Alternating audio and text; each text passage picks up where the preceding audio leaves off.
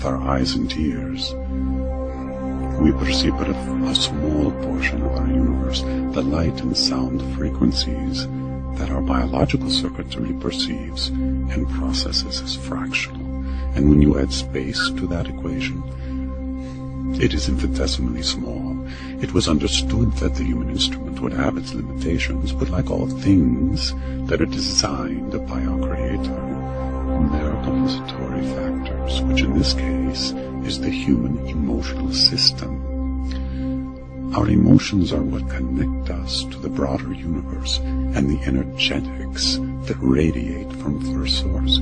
When one lives a love-centered life, practicing the 6 art virtues to the best of their abilities, in the smallest nooks and crannies of their life, they unfold around themselves an antenna.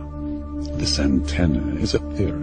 In other words, it exists in a state of energy that our eyes and ears do not detect, and is designed like a finely tuned instrument that both receives and transmits the radiations of the higher frequencies from First Source.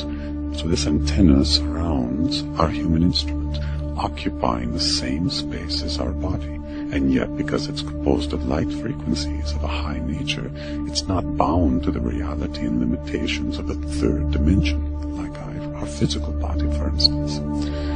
When our hearts are relaxed, loving and understanding, appreciative, trusting, the etheric antenna becomes receptive, like a flower opening its petals to the sun. If our heart is anxious or troubled or angry or tumultuous, the same antenna, similar to the way a sensitive plant closes its petals at sunset, passes into disorder, and its fine-grained connection to the higher frequency radiations of First Source are cut off or diminished.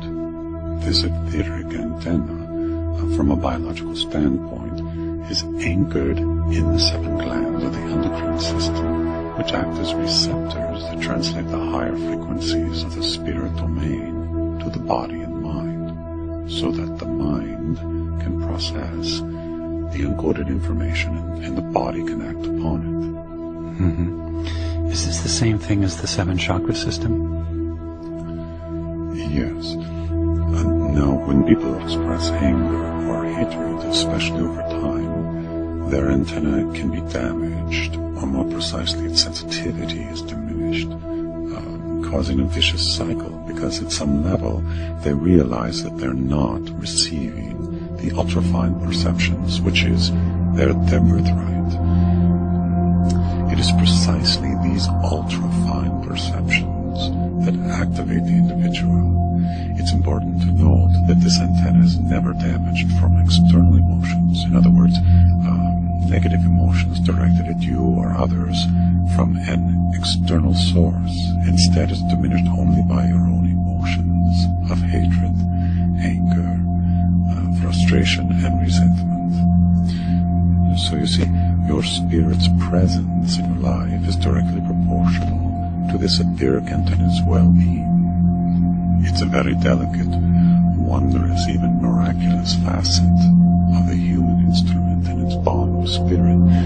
And as this antenna is unfurled, awakened, activated, strengthened, utilized, and secured, it broadcasts the incoming frequencies of light and sound, or the higher frequency radiations of First Source to the energetic field around you, bringing you a more complete awareness of the multidimensional world in which you live.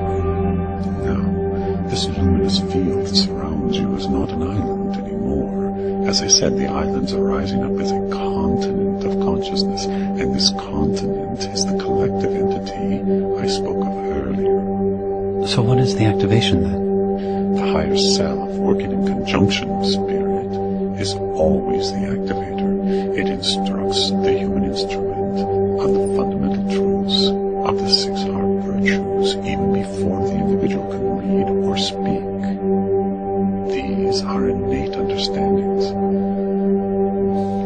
They derive from the shared pool of wisdom that is the living truth, and this pool of wisdom is the very same that angels and enlightened beings draw from. This is the access that every student of spirit